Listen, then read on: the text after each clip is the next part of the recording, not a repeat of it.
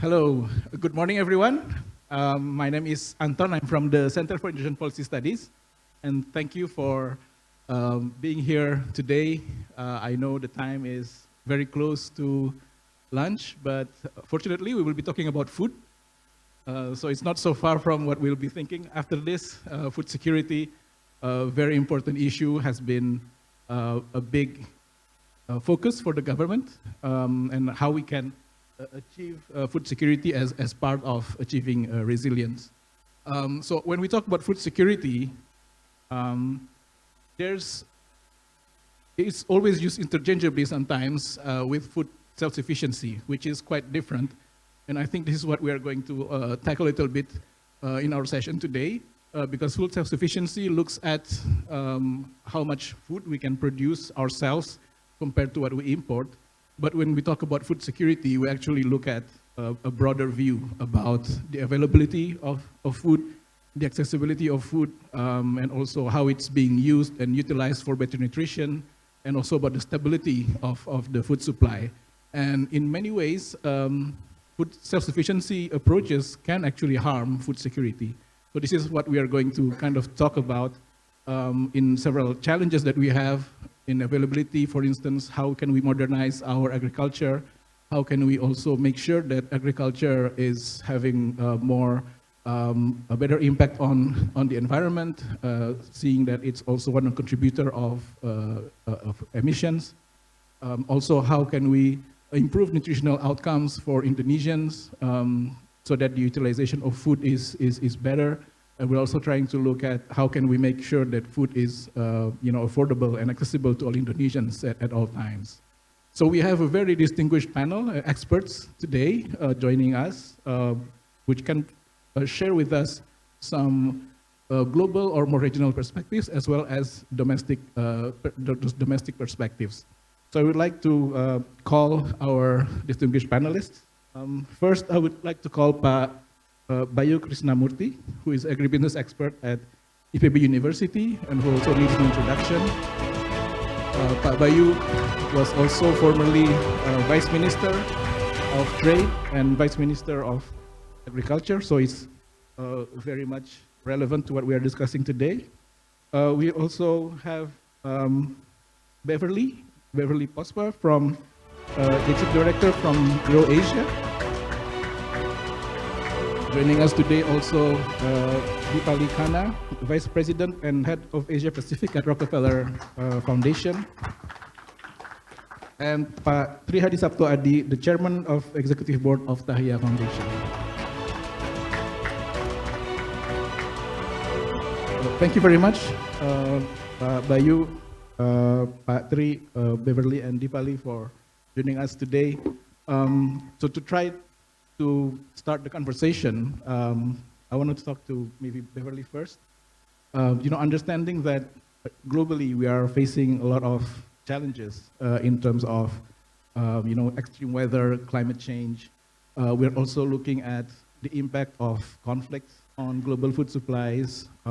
We also see, and we have talked about this in the session this morning, about more protectionism and more focus on reducing trade or having tariffs in place. So in that context, what would you say the Indonesian government should strategize or approach it? How can we make sure that food security is ensured for Indonesians in that global context? Would that food self-sufficiency would be the best approach, or would you say we have to have a more comprehensive view of food security as well? Yeah, please. Thank you very much, Pak, and thank you very much for inviting me to join this very esteemed panel. It's very humbling to be sitting here, and I'm very aware that we have an audience equally esteemed of captains of industry and economists. Let me state, I am neither. I am not an economist, and I'm certainly not a captain of industry. But I've had the privilege of working within the global food system for 30 years. And I'd like to sort of frame my comments by looking at the applied side of food security. We've got many experts in the economics of food security and trade, but I think while we're sitting here in Indonesia, we have to start with where food is produced. Food is produced by the 80 million small and medium-sized enterprises, the smallholder farmers in ASEAN. And here in Indonesia, this is the engine of both food production and economic growth for this very diverse country. I think we've all had a wake-up call in the last 5 years in truly understanding how fragile food supplies are. We have seen the impact of the global pandemic. We've seen the impact of the many sad conflicts around the world. And we're now feeling the impacts of major geopolitical shifts, most notably and most recently from the United States. And on top of that, we are also feeling the accelerated impacts of climate change. Now, those four things together, I don't think anyone has been able to collectively model or predict how they all four impact food security and global food supply chains. There is a danger of modeling them separately and individually, which we're all learning is misguided when it comes to food. Food is a systems challenge, not a supply chain challenge. We know that the only way to build resilience and build transition for businesses that need to become more resilient is to take a multifactorial, multi-stakeholder systems approach. But at the heart of this, we need to place the producer of food at the heart of that journey. If we do not provide the businesses that are producing food, the smallest businesses, with the tools, the knowledge, and the finance to lift themselves out of poverty and into being the global drivers of economy, that there's no economic model in the world that's going to solve this problem. So I'll finish by saying I think we see 4 gaps that we need to solve holistically, not just here in Indonesia, but globally and particularly in this region. The first gap is the nutrition gap. Those of you that are aware of Indonesia's malnutrition numbers, we should be deeply concerned. 30% of all children under 5 are still stunted in Indonesia. That's not a figure that any of us can comfortably live with. The second gap is the technology gap. We have amazing technologies, but we're not getting them into the hands of small businesses fast enough. So we need to both incentivize the development of more technology and, more importantly, figure out how to deploy it, get it into the hands of small food producers and businesses. Thirdly is the climate gap. We know that we're already exceeding some of the planetary boundaries that were predicted to cause the biggest impacts. This is a very large center of emissions because of agriculture. More than 30% of greenhouse gas emissions is generated by agriculture. And with an economy that relies so heavily on agriculture, that becomes acutely important to address. There is no doubt at all that we are going to see more extreme weather events and climate impacts that will put production under even more severe pressure. So we do need technology and finance. The fourth is the finance gap. We need to be smarter about how we mobilize public, private, and innovative philanthropy to solve the problem of getting technology and information into the hands of farmers. And we can only do that if we work holistically together. There is a difference between food security and self-sufficiency. It's incredibly understandable why any government would want to pursue self-sufficiency as one tool in that toolkit. If you wake up every morning and your job is to feed 270 million people, of course you will pursue an agenda that makes it easier for you to do that. But we know that global food systems are far more complex than just growing it yourselves. We have to be aware of the impact of global trade and the fact that we can't grow everything in one country. So it needs to be a blended, holistic solution. Thank you.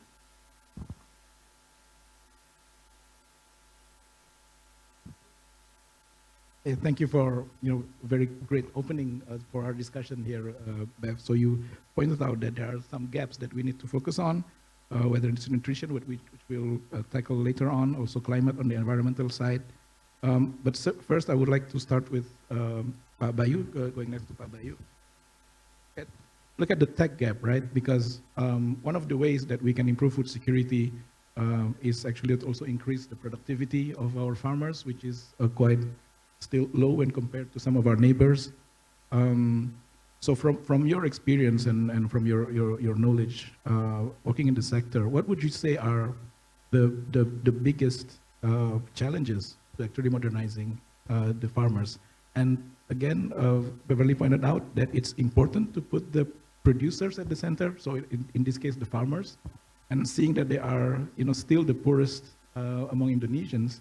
How can we also ensure that all this modernization and all these new technologies can also improve their welfare in general? Okay, thank you very much. I think I will take what Beth mentions about food is a system. And if we look on in Indonesian experience in the last 50 years, I think going very far, and I think we could say that we are successing in maintaining our food security. Back in the 1960s, we have famine, we have high price of food, there is a lack of rice, there is lack of staple food there. We see many problems with health, with social and economic and even politics situation because of food. And after 50 years, I think now we're doing quite well. There are 5 components within that system, I think, that we need to recognize. First is the farmers. Indonesian agriculture and Indonesian food system, the backbone of that is the small farmers. Outside of palm oil, there is no big company investment in the farm, outside of the farmers, the small farmers. We have like maybe 7 million hectares of paddy field in Indonesia, rice field in Indonesia. Almost all of them is invested by the farmers, even though some of them is been opening by the government. But who maintain that sawah, that paddy field becoming productive is the farmers. So our food system has to be an inclusive one. The second is the private sectors. Just mentioning one of the example, we face iron deficiencies problems. And we can solve it in a very easy to put fortification in floor, wheat floor. And through that, now the problem of iron deficiency in Indonesia is going minimum. We also see that within the iodium deficiencies through fortification on salt. And that done by the private sectors. If now some poor people in Indonesia would like to have a good meal at least a day, they will buy the instant noodle. Delicious, cheap, everywhere. So private sector play a very, very important roles within Indonesian food system. The third, of course, the government. And I agree with Bev, within the food system itself, and by the way, the free meal food program that government introduced give us a very good opportunity to educate the public, the people, that food is not a single commodity. Food is a food in the plate. I call it nasi padang. It's a nasi rames in Indonesia. It's a combine of many food components. There is rice, there is meat, there is vegetables, and our free meal program reintroduced that. So we need to have a policy that be able to make private sectors street vendor, whatever, could combine and buy one food material, one order, and make it a meal. So government policy is very important, and I totally agree. Self-sufficiency is one component of the policy, but that's not enough. We have to have others. The fourth is, of course, the technology base. The research, the universities, private sector who did that, the breeders, all of that. They need to develop because you mentioned about technological gap. It's evolved from time to time. We solved the technology gap back in the 70s, and now it's becoming a gap again, and so forth. And last but not least, of course, the consumers. Food is eventually, at the end of the day, is something that we consume. So the consumers need to be part of that food system, need to be part of our effort to build our food security. So I will keen to look one aspect only, but maybe we should look at our more comprehensive way. And again, I would like to underline the importance of the roles of private sectors. Thank you, Pa. So as you mentioned, like government policies is also very important. And we've seen that there needs to be a more investment in that area, how we can improve technology adoption among our farmers.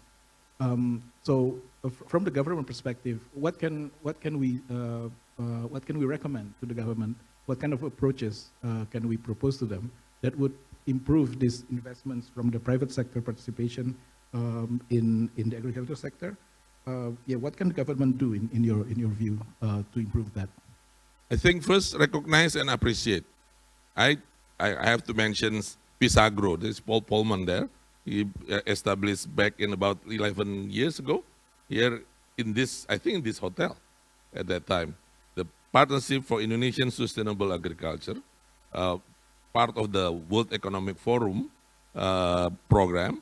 Now this about 20-25 companies already reach out to 2 million farmers. Recognize that and appreciate that. And just give room for them to do more. I think that is the key of the role of the government.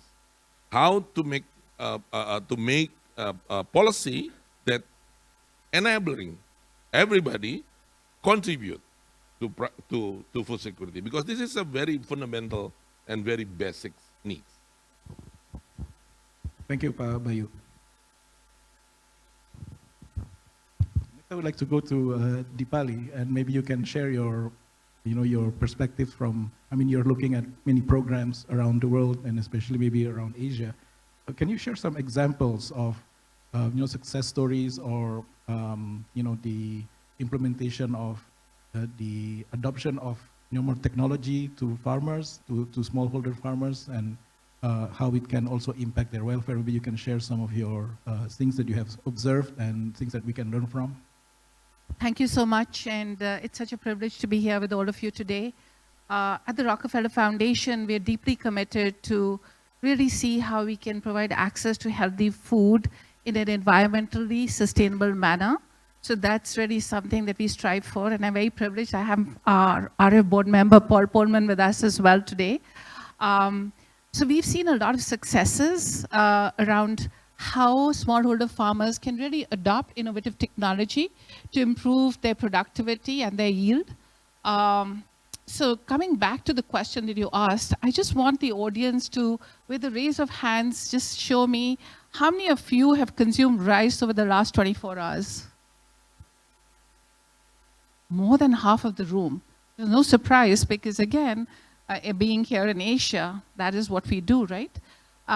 So one of the examples that I want to share is around how we are looking at nutrition and sustainable options through the Rainbow Rice Project, which is in Thailand.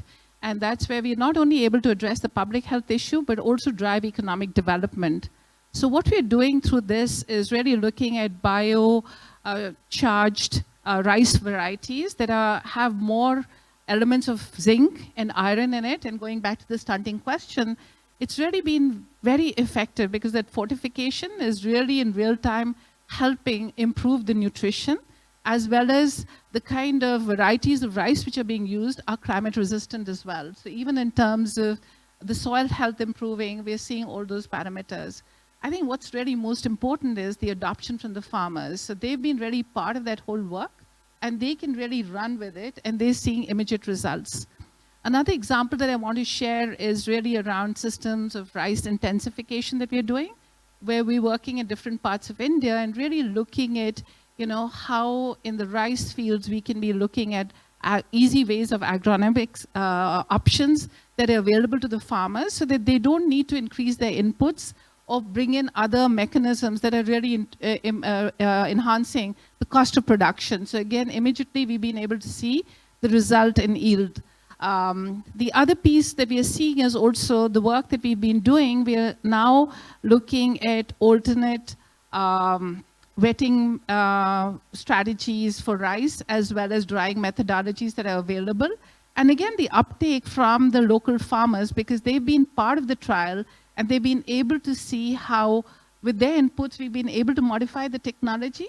They've really been able to adopt it. And again, we're seeing significant increase in yields. The last example is where we've used AI for chatbot for farmers, which of course is an expensive technology in itself, but because of the penetration of the mobile phones, and you can really use a very basic phone, and we're working with Digital Green in this work, where a farmer can actually just use a voice recorder and just state what they're looking for. It can be done in the local languages. So again, in real time, the farmer is able to get advice around what they need to be doing. And if they want to go the natural farming way, they get solutions that are really options for them to choose from. And I think what's really been successful is the trust that Digital Green over the years was really able to build up, and hence the farmers are feeling much more comfortable to use the advice that is coming now through AI. So I think these examples give us a lot of confidence where, we really need to come out with technologies that really are going to be adopted by the smallholder farmers. I think the two previous panelists have said, we really need to ensure that in all the work that we're doing, how are we keeping the farmers' interests front and center? And of course, we need to be really working across the ecosystem. We need to be looking at government. We need to look at the needs of the private sector. Philanthropy plays an important role. But let's not forget the cultural practices that the farmers bring to the table. They've been on the ground. They deal with the realities. And how do we give them the choices to be making the decisions that will really work for them is absolutely critical. And that's what we try and do from the Rockefeller Foundation. Thank you, Dipali. So yeah, of course, farmers, they also have their own calculation and their interests. If any technology or any new practices is not beneficial to them, or they don't feel any benefit to them, they would not be able to adopt that. And it's not in their, we shouldn't also kind of burden all the efforts to them to kind of improve productivity or be more sustainable. So your examples show that, when it's very useful, then they will actually apply that. Next, I would like to go to the other gap that Bev was mentioning on the nutrition gap. Now we have maybe a little bit an elephant in the room to talk about the free nutritious meal program, but that's an issue that the government wants to focus on. How can we improve the nutrition outcomes for Indonesians? How can we address malnutrition? And one of the approaches that the government has, which we are seeing is being implemented with a lot of challenges on the ground and costing a lot of money and budgets, causing some efficiencies for other government institutions. So maybe I would ask to Pak Tri about this from the private sector and also from a private foundation. How do you see this problem, and how do you see that these initiatives to improve nutrition and malnutrition for Indonesian can be also tackled and helped by the private sector so that the outcomes that the government is looking for can be actually achieved? Thank you, Anton. First of all, let me say thanks to all of you. It's an honor to be here, and I'm delighted to spend time with you. I think I need to take a kind of long breath here. makanan bergizi gratis or school meal program is actually the hottest news in town now, right? Either you love it or you hate it, right? So somehow, if you read it in the media, people really really hate it or really love it. But I think it's our job here in this room to make sense of it. Because we believe school meal program is a good program. We know many children would be assisted, would get benefit from it. So we know that, how important this program is. But somehow there are a lot of questions about whether this program could really benefit and impact into them. I would like to start with the perspective that the school meal program must be seen as a part of the entire food system, as Pak Bayu mentioned. We should treat school meal program or malnutrition and nutrition not just simply health issues, but they are economic, development, they are development issues. They're not just health issues, but they're development issues. They're including the economic, education, and even environmental issues. So we need to accept those. Therefore, we need to create the entire food system based on the theory of change, that having the indicators that demonstrating the impact and outcome across sectors. I think that should be our perspective. We should not see school meal program as a standalone program. We need to start looking into both supply and demand on the both sides of the value chain. The second one, I asked the question when talking about the children, the poor families, the whole program, can we actually answer the question, can we solve this using the market-based solution? But at the same time, we need to make sure there is no child is left behind. Those two objectives, how we reconcile those two objectives? We cannot let this school program continue being charity, using public money, and we another 5 or 10 years, we may repeat that cycle again. Somehow we need to think about the financial sustainability to address these issues. And I believe public-private partnership and blended investment or impact investing could be one of the solutions. Because we need to make sure both the producers and consumers, and Pak Bayu said that the most of the producers actually are smallholder farmers. And you know exactly that most likely, most of the smallholder farmers are actually the parents of the children that we targeted. So actually there's a cycle of economic there, and we have the children and helping the parents, there must be opportunity, chance for more sustainable program. So I think that's something that we need to look at it, how we actually address it with market-based solution, but at the same time, make sure that all the children, no children left behind. The third point that I would like to bring here is that I think for the quick win, let's really focus on agricultural intensification instead of expanding our farmland. I believe intensification is much more cost-effective and environmentally friendly.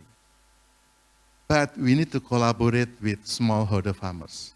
We need to realize to depend on them. But looking at what happened now in our country, they may not be ready to do this. Our smallholder farmers may not be ready for this. They need our help. Technology alone is not enough.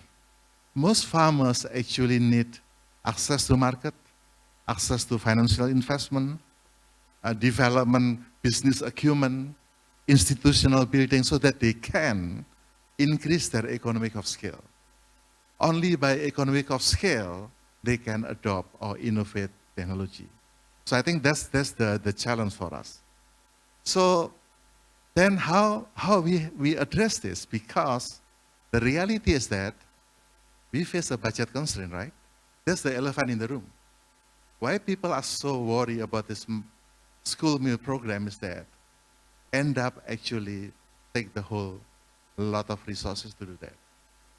One media actually calculated if government can reduce the target from 19 million people, or children and mothers, to 11 million, we may increase the cost of food, the cost of meal, the plate, from 10,000 to 21,000.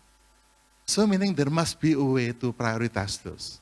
So what I would like to suggest is that let's start with the thinking about who need it most on this one.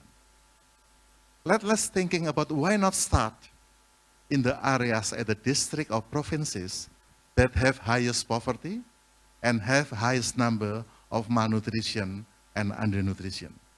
Why we should do all over in Indonesia? Let's choose those, let's say top province, 10, the province and district that really have the highest number of malnutrition. If we selected those, we are already narrowing down our target. The second one is that for the highest impact and break the cycle of poverty, we know exactly, all the science found that working with under 5 or first 1,000 days, that will be the best place to do malnutrition or nutrition intervention. Because the brain, all those things can be reversible in that age. School meal program actually is still very important. But compared with the under 5, I believe many scientists doing this, the return of investment for under 5 is 1 to 16. So if you invest $1, you get $16 throughout the life. School meal program is a 1 to 9. So that's really good comparison. If you like to start something with constraint of your budget, start with under 5. And that would be much better chance.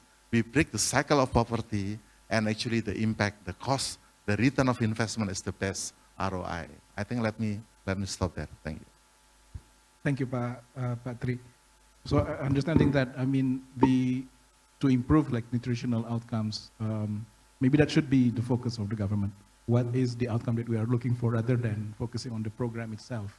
And there are other approaches, and you mentioned that it's important to have like a market approach, private sector participation in there, but also more targeted programs, maybe in some areas where it's more needed, but also maybe on the age, maybe also focusing more on the 0 to 5 age range, which will produce higher return of investments. So I would like to go back to Dipali on this. I mean, at Rockefeller Foundation, I imagine you also have some programs that deal with malnutrition. Maybe you can share with us some examples where this has been more effective and can be an example to follow and can be an input to the government. I want to emphasize what was just said. 300 million children don't have access to school meals. And we know the kind of impact because of that. So I think the need of the hour is really to see what we can really do to ensure that these children have access to that nutrition. Not only just impacting their health, their learning outcomes, but just in terms of the long-term impact, we know stunting and all the other related issues, that it does impact not just the current generation, but future generations. So I think the need to act is now. On the other side, we're also seeing some nutrition security and all the issues that go with it need to be addressed. We're also seeing, because of the climate crisis, about 1.5 billion farmers, their lives and livelihoods are being affected. So I think for us, these are the issues that we are being confronted with, and the time to act is now. It's not going to be happening tomorrow. We are facing this today. So from the Rockefeller Foundation side, we strongly believe that we do have a wonderful opportunity to really do something bold and big, and that's what we're trying to do. I'll just give some statistics. A $1 investment in a school meal program yields at least a 9x return on the side. So that's pretty significant. We know that the ability of girls to attend school has gone up. Right? We've seen the health outcomes because of the school meal. So we have a lot of data to support all that. We also have important announcements that have just been made, whether it was at the G20 in Brazil, where there's been an aspiration to, get at least another 150 million children to be part of the school meal program. So there's momentum that's being built up. We have the School Meals Coalition at a global level, where 106 countries are part of it, and 50% of them, again, want to really expand the school meals program. From the foundation side, we are putting in investments to really create a global school meals accelerator along with the World Food Program, where we really want to ensure that people can learn from each other, share best practices, and really be able to effectively deliver on the targets that are being set. We're seeing some wonderful examples. You go to Rwanda, you know, we are seeing that the government has added additional fortified food grains into the school meals program. We're also seeing how they're adding locally produced food grains such as sorghum and millet. So just in terms of the economy and what it's doing for the smallholder farmers is pretty substantive. Similarly, in Kenya, we know President Ruto has also said that, you know, he's going to be making sure that there's universal access to school meals. So right now it's at about 1.6. He wants to get to 10 million. Similarly, in a place like Sri Lanka, they're also talking about creating a sustainable finance platform where right now I think they're putting in about $61 million, but by 2030, they want to raise the aspiration to $204 million. So from our side at the foundation, going back to what you were saying, it's really important to link the producers and the consumers. And we feel that with the school meals program, if we can really work towards a regenerative school meals program, where we can link the production and how do the smallholder farmers actually, how do we incentivize them to adopt regenerative agricultural practices? And they know there's a demand through the school meal program. That will be a win-win situation. Of course, there's a lot that the private sector can do as well because, you know, market access and some of the other issues that were discussed.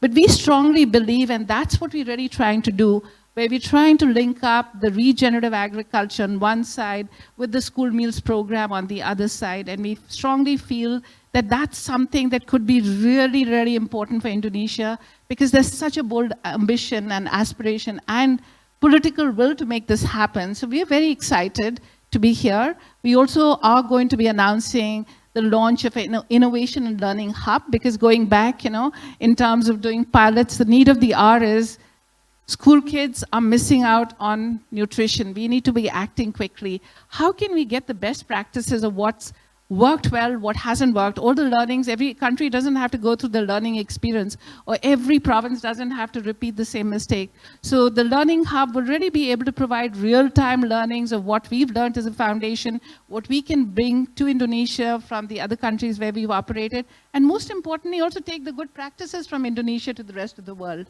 So I think the moment to act is now, and I'm so excited to be here in Indonesia, where there's so much of a commitment to make this happen.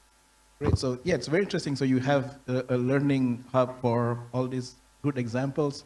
I think can be a good, you know, a resource for the government, but also think tanks like ourselves at CHIPS. We are actually looking also at this. So I think your resources would be very, very wonderful. But understanding from your examples, it means that again, this is about like the food systems. You cannot just look at the nutritious meal program as a standalone, but how it can also impact and how can we build the food system itself so that it, at the end of the day, also have a positive impact on farmers and producers.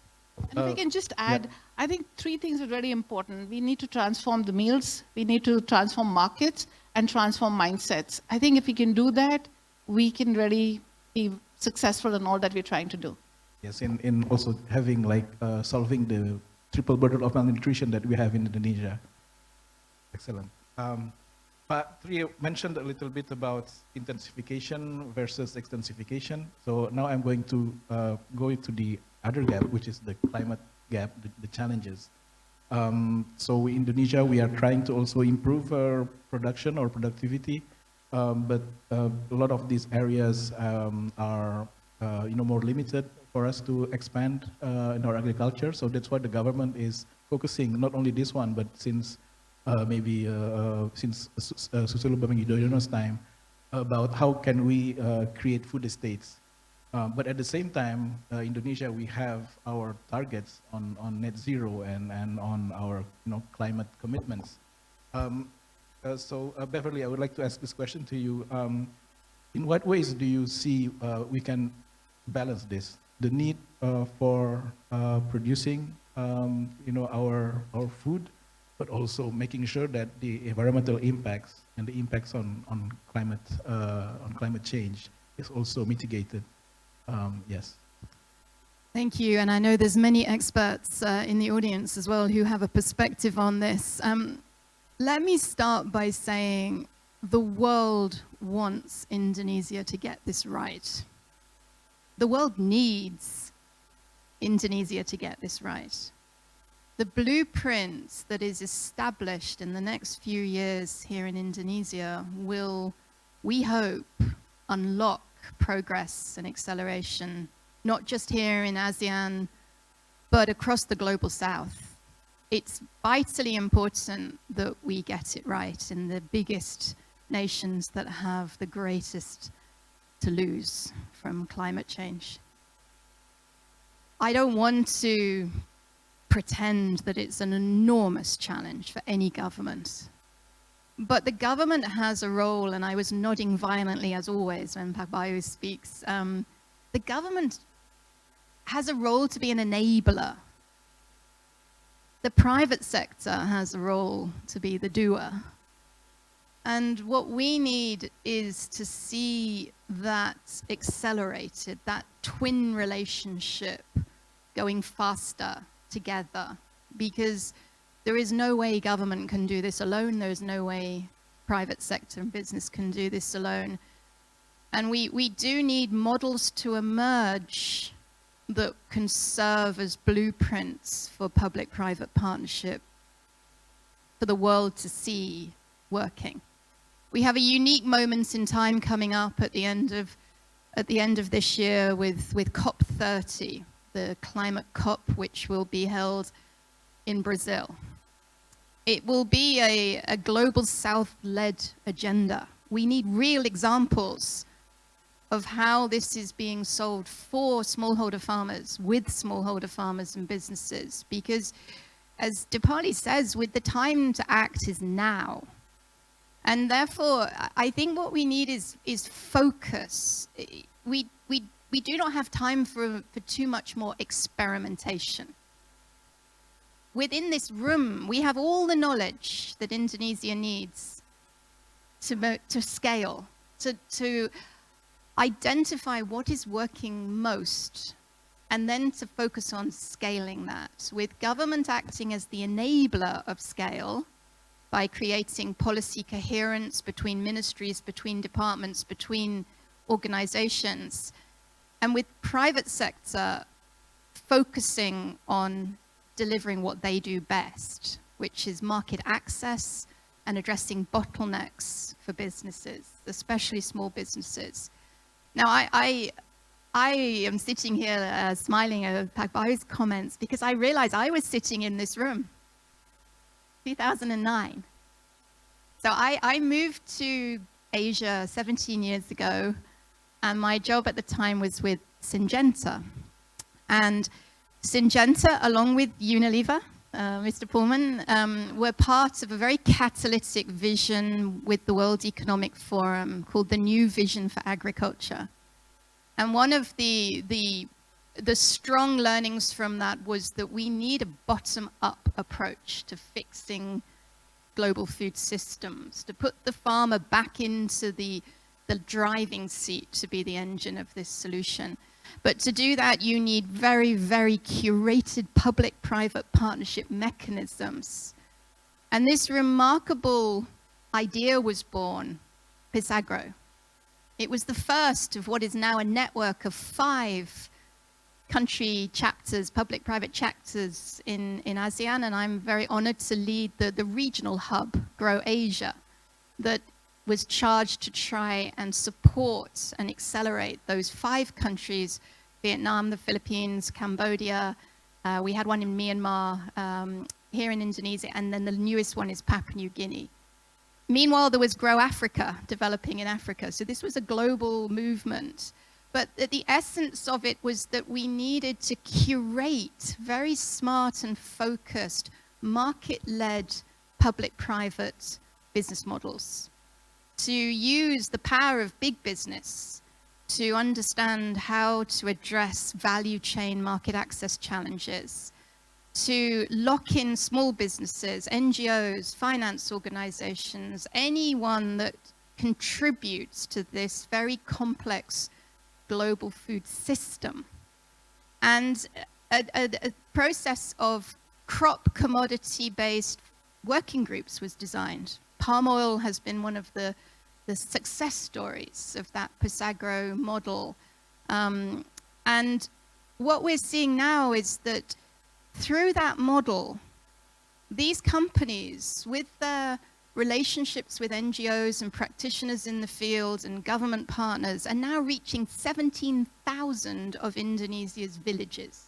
There are 80,000 villages in Indonesia, and this model over the last 15 years is now reaching 17,000 of them. That means that that is access to the very supply routes that are going to need to be mobilized, scaled to address this school meal program.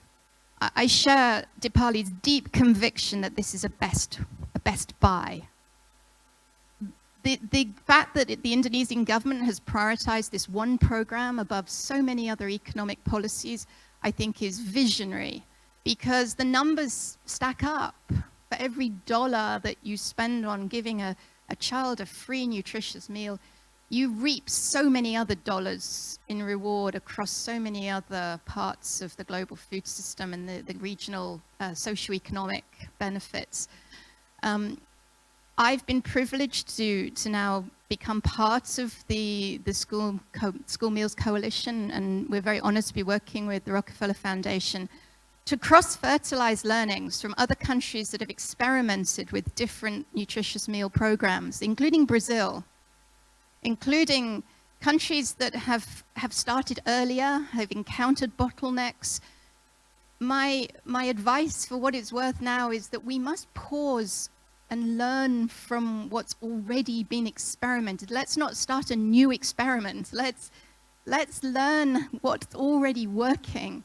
There are communities, these 17,000 villages, they know how to get food to schools. We don't need to invent new systems. We need to scale the ones that are working. And I want to finish by putting one other hero into this story, and that is soil. The chairman of my board quite famously said recently that while we see the rise in AI scientists, I wish we could see a similar rise in soil scientists. Because soil holds the key to so many of our challenges in food. We can improve productivity by 30% if we adopt regenerative agriculture principles and processes. We can improve the health of plants and crops that will go into food to improve the nutrition of children just by improving soil health. It's a vital and important investment.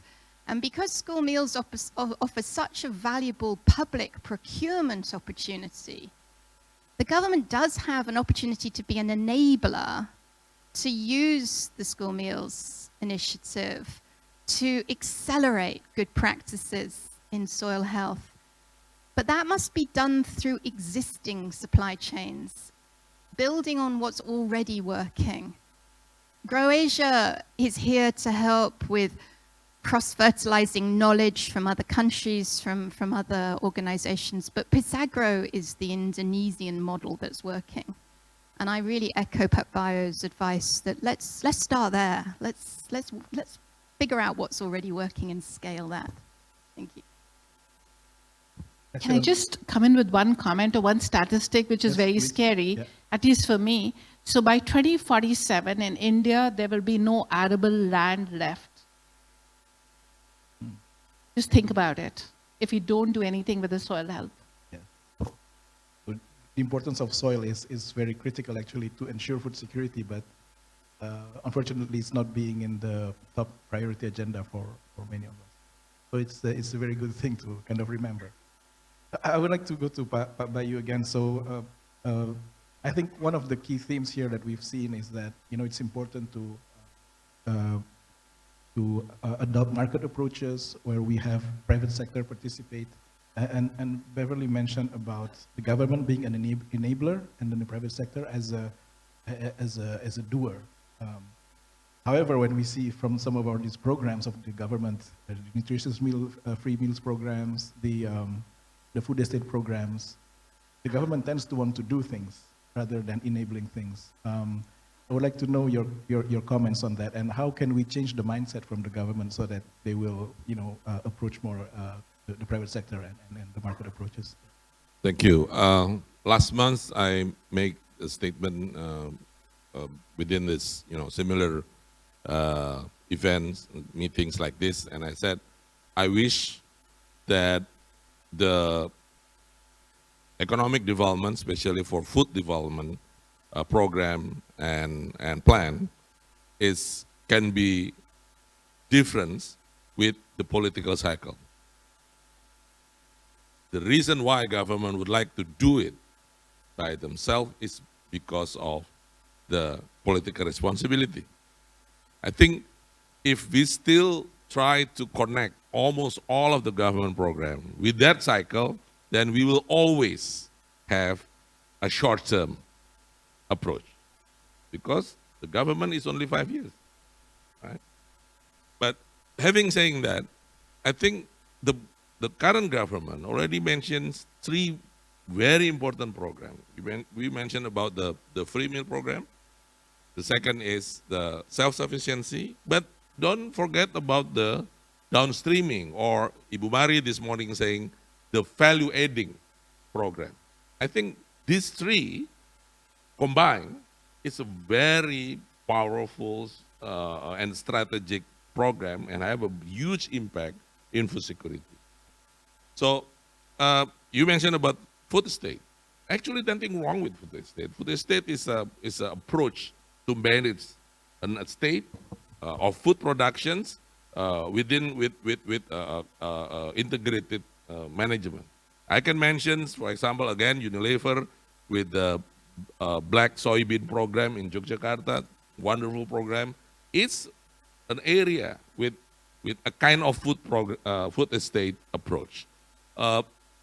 Great Giant Pineapple or Great Giant Food in Lampung with the pineapple and the banana, and as well as the cassava, they also do that.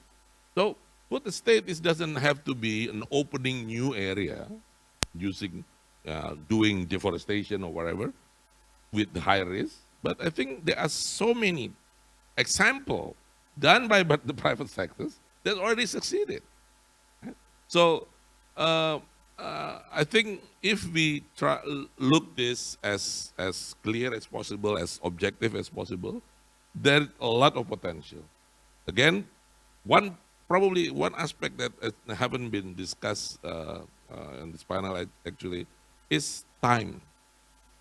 The free meal program in India, in Korea, in Taiwan, in all over the world is a long-term program.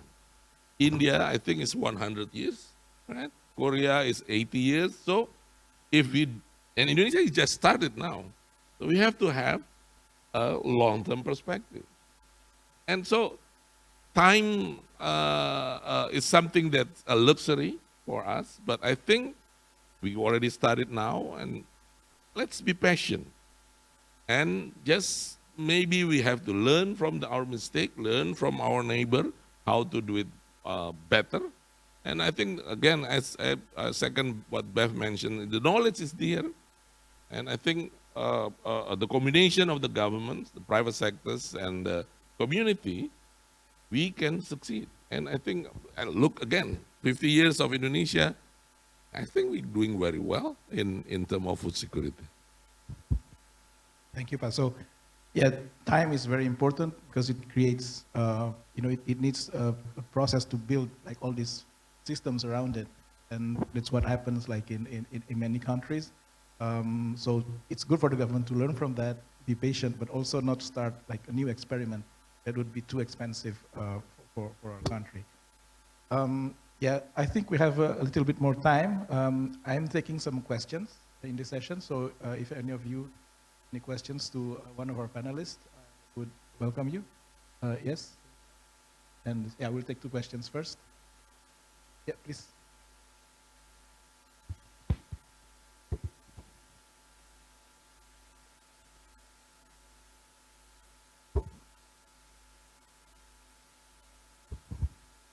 Thank you. Just to introduce myself, Arianto. I'm the President Director of Syngenta Indonesia. Pleased to meet you, Beverly.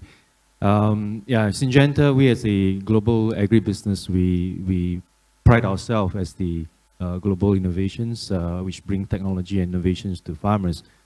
In Syngenta Indonesia, we've been here with deep roots, with 60 years in Indonesia, advancing the interests of our farmers. And we recently launched our visions of Petani Maju, where we look to make progress for our farmers, right? And I think to Beverly, your point, we bring producer in the center, we bring farmers in the center, we carry farmers in our heart as we work every day.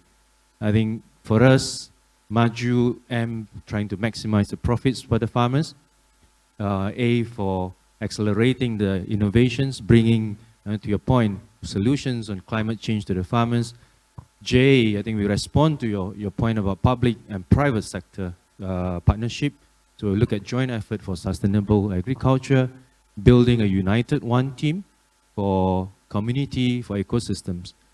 Now, when we launched our visions exactly 10 days ago, we had a panel discussions, and we invited two key farmers, one from East Java on corn, one in rice in North Sumatra. They actually said that to achieve 2027 visions of food sufficiency is too long. They can actually do it now. I think one of the critical factor is actually stability of price. So I'll pose my questions to Pak Bayu is that how do we ensure that the price commitment are actually consistently applied, and is there any further enabler to ensure from a policy level we enable that price stability for a longer term? And my second questions will be for Dipali. I think responding to the time to act is now, and then the call to actions act is now. And he mentions Rwanda, India, and here we are in Indonesia, right? If you do, we look at financing as a key enabler for us, right? So we will be looking towards foundations like Rockefeller to work closely. Syngenta is here to serve. Syngenta is keen, and as we say, we bring grower in the center of what we do, and we need to work together to really advance this prosperity for our farmers. So with that, salam Petani Maju.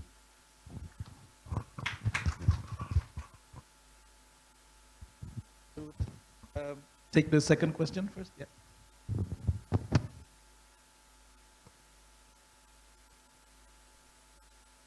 Hello. Hi, my name is Eric. Thanks for the insights in the panel. I must contextualize first that I do not know much about agriculture, but I'm in the sustainability space. But what you have shared, I think the key takeaway is the idea that the private sector needs to work hand in hand with the farmers and as well as the government, especially in the triple P standpoint. And also, when I hear about the payback is 1:9, actually is quite an exponential return if you actually take a long-term view in investing. So my question, it also relates to the economics, but more broadly as a concept, it's how do you address the decoupling of interests, whereby you have to look at sustainability, but businesses will look at also profitability. And also in terms of the time dimension, where if you want to get those exponential return, you probably have to look at a non-linear approach in running your operations. So I'm just very curious to hear your opinion. Thank you. So it is addressed to generally. Okay. I'm happy to take that. Okay. Yeah. So thank you for raising that question.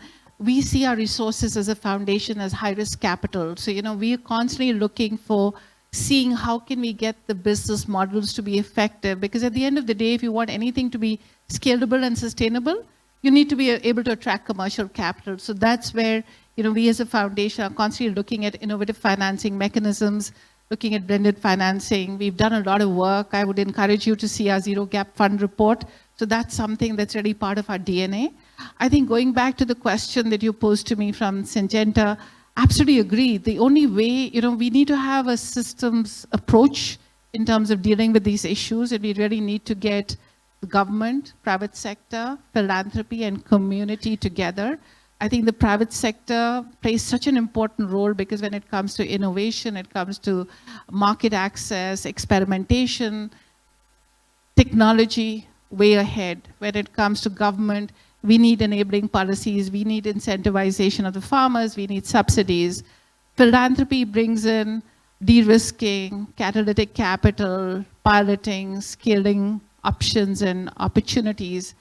Communities get their local knowledge. So I think, how do we really get all these different actors together? And I think as a foundation, what we really believe and truly try and do is build the trust, because the only way we're going to be effective is by truly forming alliances and collaborations that have a shared vision.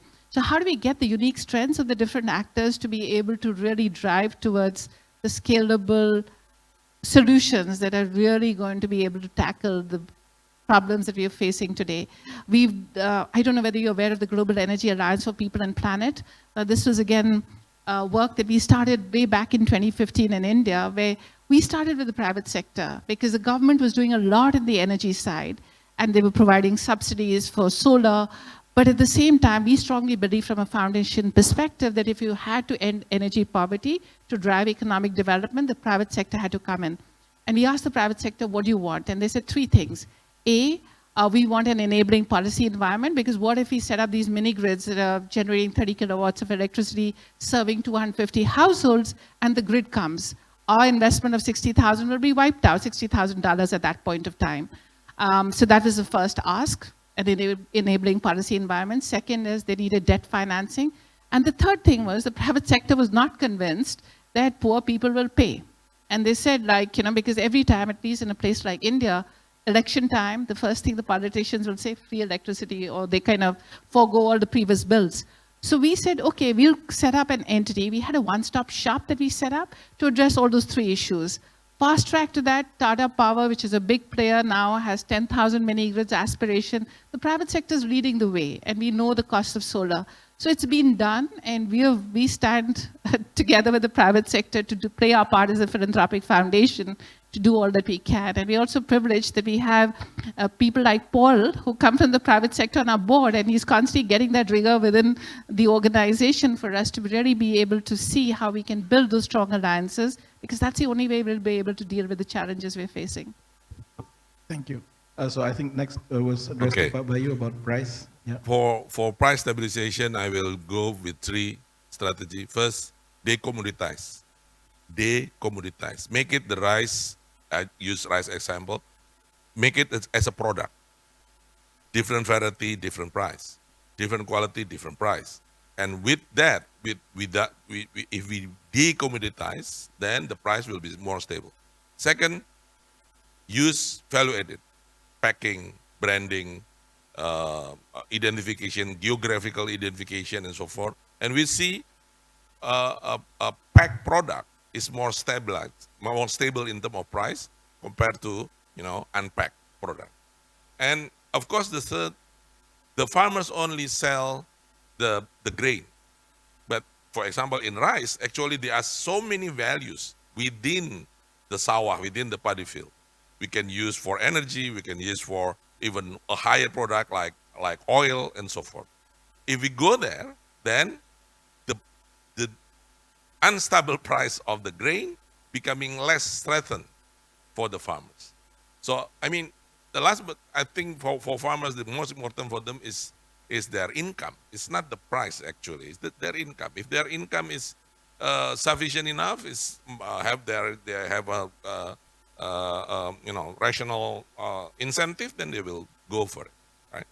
So the last question about, I think, sustainability and within the food system, sustainability is a must, and that is actually the source of profit. Why? Because food, we will always need food. Food is a never-ending business. It's a never-ending demand. So if the more you sustain, then you sustain actually your own profit for the futures. So I think it's more on the mindset. If you go to the food business, don't aim for short term. don't aim for only trading in activities in the short term. We have to look more on the sustained and long-term perspective. Thank you, Pak Bayu. Very interesting discussion that we are having today, but unfortunately time's up already for quite some time.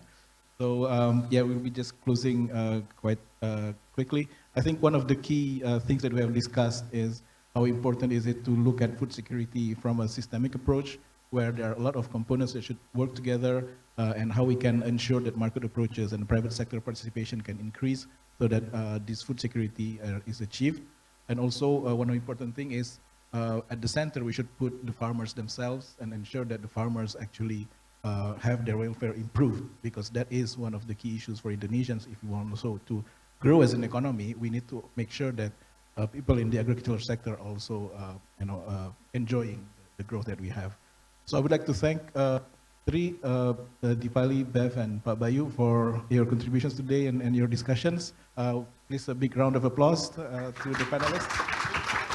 And yeah, I give that to the MC here.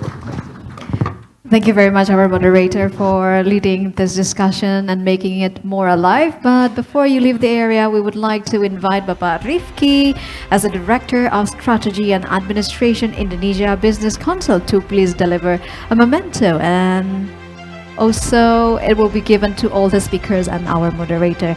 This memento is symbolizing a token of appreciation for all of the speakers and also our moderator. Now we will go for Bapak Bayu Krishnamurti as a former President Director of Perum Bulog, and Beverly Postma, Executive Director of Grow Asia, Dipali Kana, Vice President of Head of Asia Pacific at the Rockefeller Foundation, and Trihadi Saptawadi, Chairman of Executive Board of Tahija Foundation. And of course, one more, Bapak, please deliver one more token of appreciation for Bapak Anton Rizky Sulaiman, Chief Executive Officer, Center for Indonesia Policy Studies. And now it's time for us to have a photo together. Ladies and gentlemen, please give your big round of applause for all of the moderators and also the speakers for our last two sessions. Thank you very much once again for your insightful